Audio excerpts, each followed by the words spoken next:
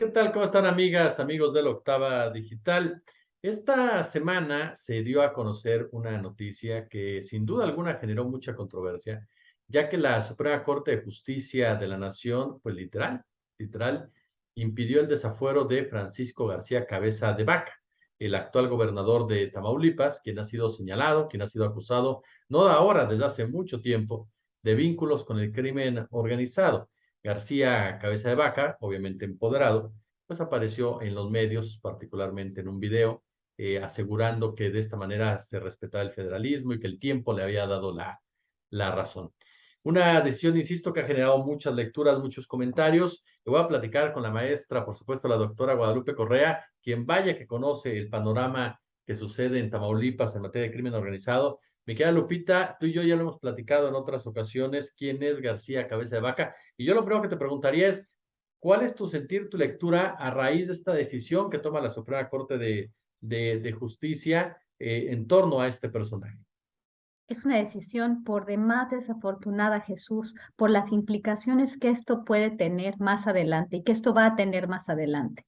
Creo que la Suprema Corte tenía en sus manos un caso muy importante sobre el cual podrían haber decidido para en el futuro que no se dieran este mismo tipo de cuestiones. Es verdad que de acuerdo a la actual legislación, el Congreso local debe ratificar esta petición de desafuero por parte del gobierno federal. Pero la Suprema Corte de Justicia podía haber cambiado esta decisión para haberlo hecho, para que en otras ocasiones se hubiera dado una lectura distinta a casos de este tipo. ¿Y a qué me refiero?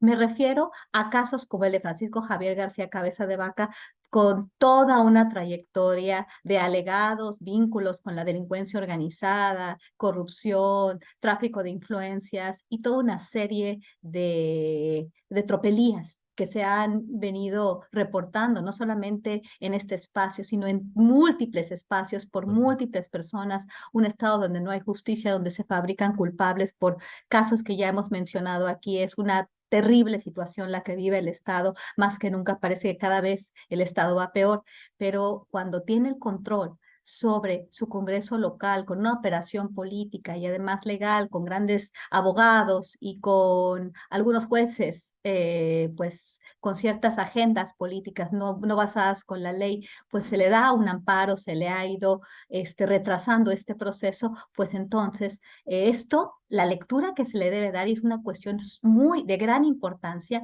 es que en otras ocasiones donde también exista, y sabemos que los gobernadores se convirtieron después de la desintegración del Partido Revolucionario Institucional, se convirtieron en los nuevos señores feudales. Vamos a tener, y muchos de ellos han sido acusados de muchísimos delitos y de proteger a la delincuencia organizada, de corrupción y de muchos actos por demás criminales. Si empiezan a delinquir o si delinquen en cualquier momento de sus 6 años de mandato, pues entonces, si tienen el control de su Congreso local, el Congreso local los va a defender a capa y espada, como el caso de Tamaulipas. Es una cuestión complicadísima, porque el gobernador, como operó Cabeza de Vaca, otros gobernadores criminales, otros gobernadores extremadamente corruptos que le hacen daño a los ciudadanos de su país, de su estado, perdón, van a poder operar por 6 años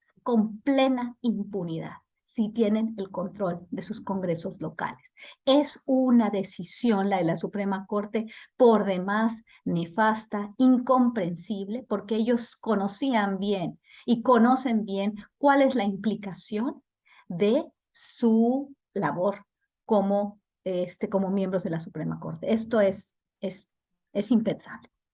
Ahorita mencionas un punto, mi querida Lupita, sobre todo para la gente que a final de cuentas no ha estado muy pendiente, pero de mencionarlo, decías, Cabeza de Vaca, el estado cada vez está peor. Hablar de repente de que Tamaulipas cada vez está peor, de superar a personajes como Tomás Yarrington, Eugenio Hernández, el propio Egidio Torre Cantú. ¿En qué se pudrió Tamaulipas con García Cabeza de Vaca?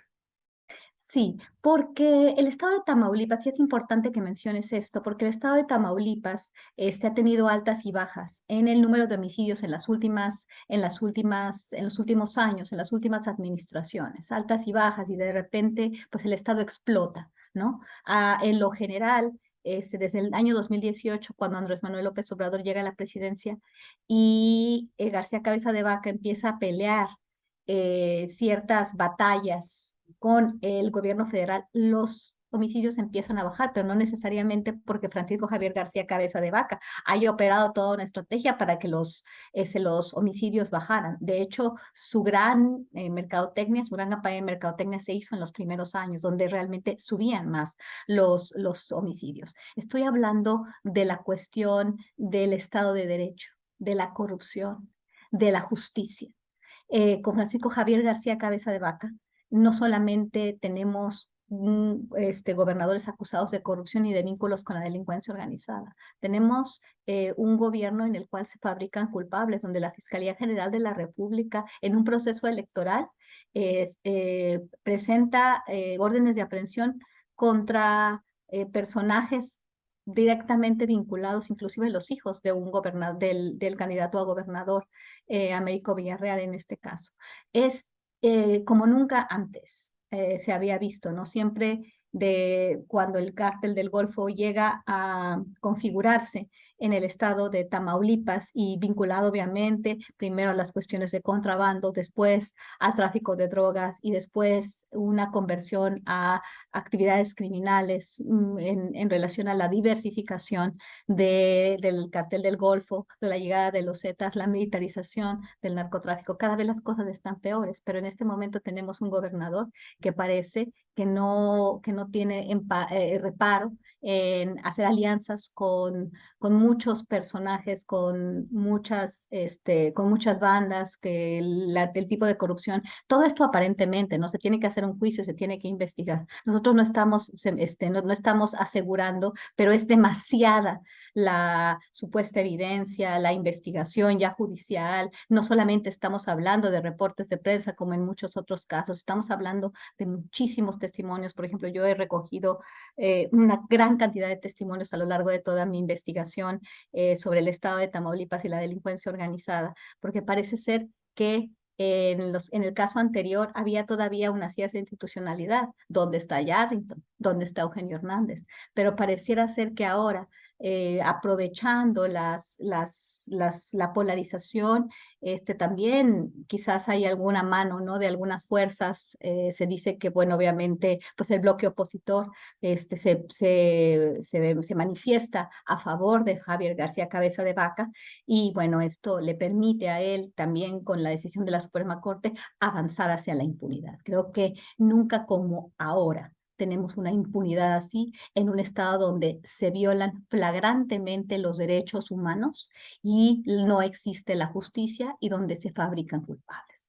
Es una cuestión aberrante que muy probablemente tiene que ver con esta polarización y por este apoyo, ya sea también por parte de actores externos y actores internos que favorecen que una persona, un alegado criminal de alto grado, porque se le acusa de crímenes bastante graves, de latrocinio y de toda una serie de actividades ilegales que realmente lo tienen ahí, ¿no? Y algunos inclusive dicen que él podría luchar por la candidatura a la presidencia de la República, no solamente representando al PAN, porque tú sabes que todo ese grupo ahora va en bloque, ¿no? Eso también se dice y bueno, es una tragedia la decisión de la Suprema Corte de Justicia, una tremenda decisión de la tremenda Suprema Corte de Justicia de la Nación. No es posible que hayan hecho esto. Oye, queda Lupita, es difícil imaginar en el escenario de Tamaulipas un cóctel tan particular. Me refiero, hay recursos naturales, hay economía criminal, hay cárteles, por supuesto, desde hace mucho tiempo, y hay un interés político. Sacar a los políticos de esa ecuación a mí me parece imposible. Me parece que el tema de los recursos naturales juega un papel determinante. Hay vínculos de García Cabeza de Vaca, de algunos de sus cercanos, precisamente con el tema de los recursos naturales y relacionados con lo que es el crimen organizado. Bueno, en Tamaulipas no se puede pensar en ninguna actividad económica legal o ilegal si no está en contubernio, ¿no? Lo legal y lo ilegal en Tamaulipas por décadas ha estado vinculado. todas las actividades sociales, políticas y económicas del Estado han estado vinculados primero al narcotráfico y luego a la delincuencia organizada transnacional en su forma diversificada y militarizada cuando aparecieron los Zetas. Entonces, ¿de qué estamos hablando en este momento? Estamos hablando de un Estado que está gobernado por una persona que entiende bien esto y que lo entendió desde el principio, que fue apoyado por varios medios de comunicación en Texas, representantes y lobistas de las empresas tejanas de energía, y él invitando siempre a las empresas transnacionales a invertir en Tamaulipas, dándoles protección, que esto a mí sí me consta, a los corresponsales, a los reporteros estadounidenses del tema de la energía, como también a las empresas, una protección que no se le da a sus propios ciudadanos. Él estuvo muy vinculado a eso, aparentemente su familia ha estado vinculada también a las energías verdes, que todo esto va junto, ¿no? Quien entiende bien los temas de energía sabe perfectamente que los grandes hombres, las grandes empresas, no es una en contra de la otra, sino simplemente es una reconversión a energías renovables que requieren energías no renovables. Entonces, en este sentido, sabemos que Tamaulipas es un estado rico en todo. También el tema de las eólicas, también se vinculó a miembros de su familia con actividades ilícitas en este sentido, ¿no? Entonces, él ha estado operando dentro de México para las grandes compañías, para los grandes capitales, para los políticos que son del bloque opositor, para los mismos políticos que Felipe Calderón Hinojosa, para los cuales trabajó Felipe Calderón Hinojosa. Él es calderonista, arropó a varios funcionarios calderonistas, inclusive al fiscal general del estado de Tamaulipas, Barrios Mojica, que fue el autor del Michoacanazo. Entonces vemos que como Calderón lo hizo, ¿no? Vinculando toda la estrategia de seguridad a una estrategia que al final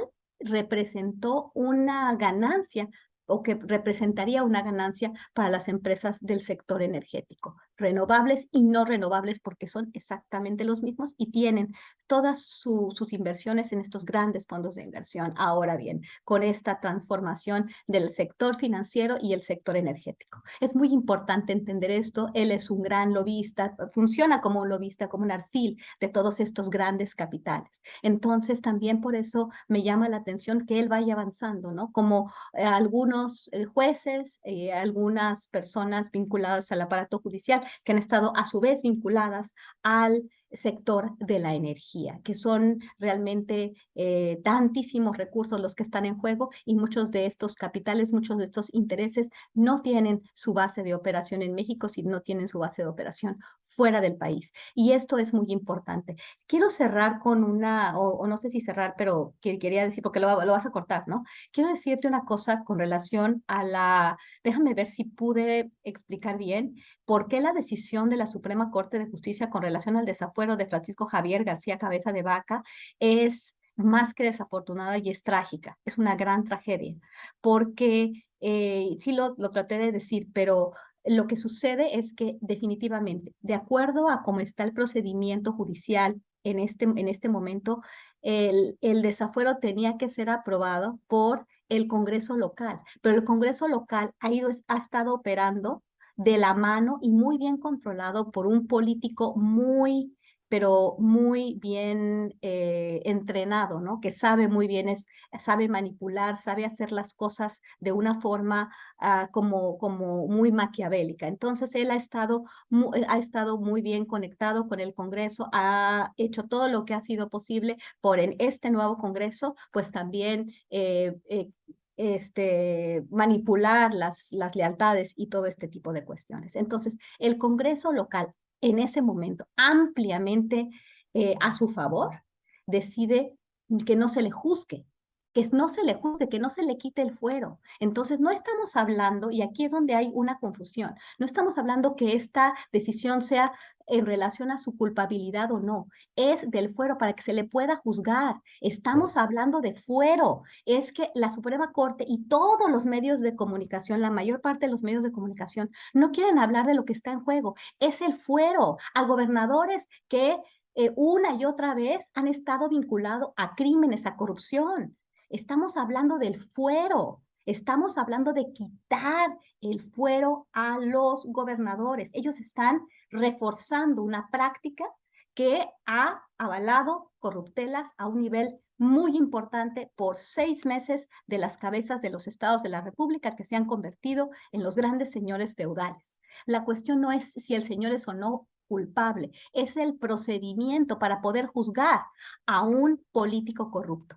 Esto tiene que quedar muy claro porque los medios de comunicación en todo sentido, a nivel local, estatal, federal, han estado no presentando las cosas como son, ya sea con intención o por ignorancia. Pero hay que decirlo claramente, la decisión de la Suprema Corte de Justicia de la Nación avala el fuero de posibles gobernadores de todos los partidos, y no solamente estoy hablando de la coalición Va por México y los partidos que la integran, sino también del partido Morena, habiendo algunos personajes ya señalados por sus enemigos como con vínculos con la delincuencia organizada o ya vinculados a actos de corrupción masivo. Hablo también del partido Morena. ¿De qué se trata esto?